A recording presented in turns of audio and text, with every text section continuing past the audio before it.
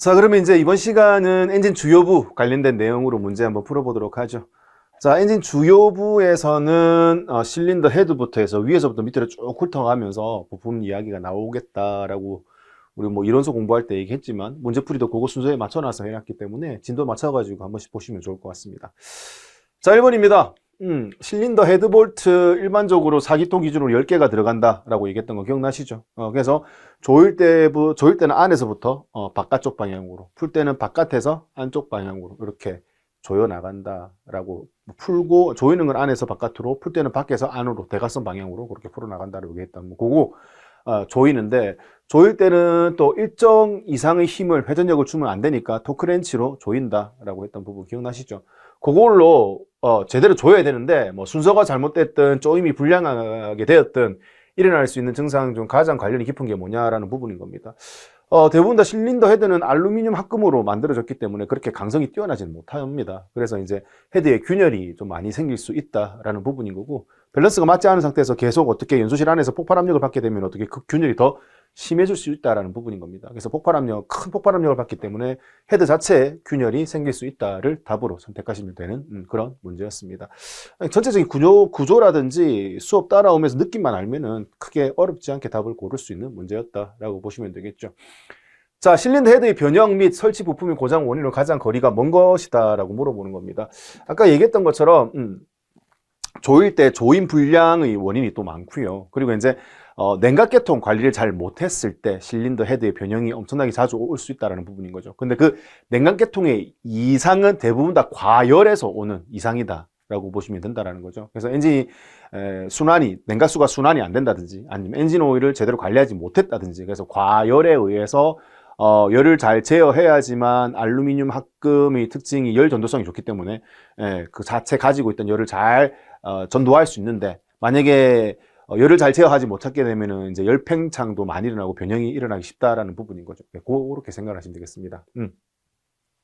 그래서 실린더 헤드볼트 균형이 이제 불균형하게 조였을 경우 변형이 일어날 수 있다는 개념이고요.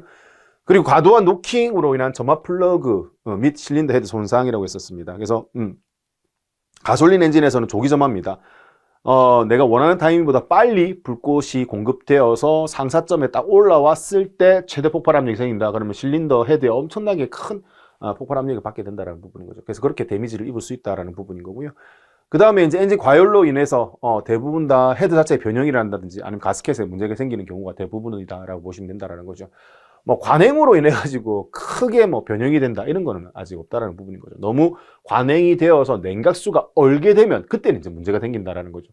냉각수가 얼면서 부피가 커지게 되면 변형이 생길 수 있지만 그 정도까지는 아니지 않습니까? 관행이라고 얘기했기 때문에. 그래서 답을 3번으로 선택하시면 되는 그런 문제였습니다.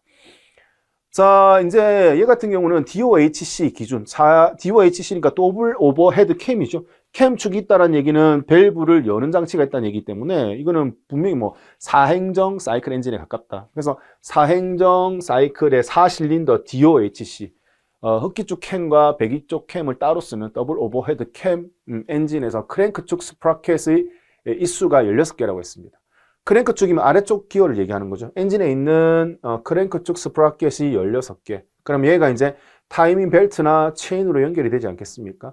자, 흡기와 배기 캠이 따로 있으니까 흡기 쪽, 그 다음에 배기 쪽이 따로 있고 여기에 타이밍 텐션을 놓고 타이밍 벨트나 체인으로 이렇게 설치가 되었다라고 볼 수 있다는 거죠. 그럼 여기가 16개면 당연히 뭐다? 여기는 32개가 되어야지만 한 포인트를 기준으로 얘가 2회전 하면서 몇 개 치형이 32개의 치형이 지나갈 때 얘는 한 바퀴 돌면서 어떻게 치형이 32개가 지나갈 수 있다.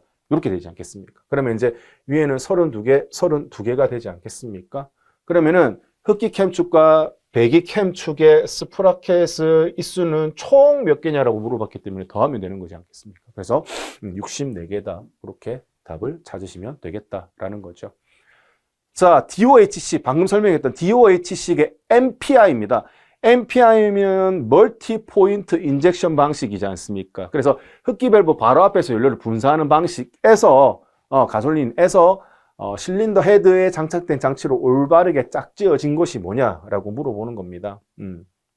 그랬을 때 일단은 실린더 헤드, I 헤드형 DOHC 위에 있으니까 I 헤드형 개념이라고 보시면 되겠고, 실린더 헤드에 뭐와 흡기 밸브와 배기 밸브가 있을 거고요. 그리고 이제 가운데 점압 플러그가 일반적으로 설치가 많이 된다라는 부분인 거죠. 요소실 가운데. 그 다음에 흡기 다기관과 배기 다기관이 실린더 헤드에 붙어 있다라는 개념인 거죠. 그리고 이제 걔를 단속하기 위한 캠도 위에 같이 다 붙어 있다라고 해서 4번이 이제 대부분의 구성 요소다라고 보시면 되겠다라는 거죠.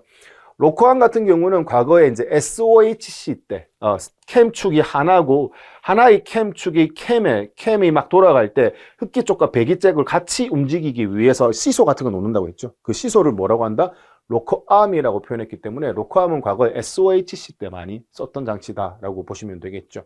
자, 연료 펌프는 지금 뭐 MPI, DOHC 같은 경우는 연료 탱크 안에 펌프가 있지 않습니까? 근데 과거에 이제 기화기 1대 이제 붙어 과거에 완전 기화기 옛날 엔진에는 연료 펌프가 엔진에 블럭이 붙어 있을 때도 있었지만 지금은 해당 사항이 없다 이렇게 볼 수 있죠.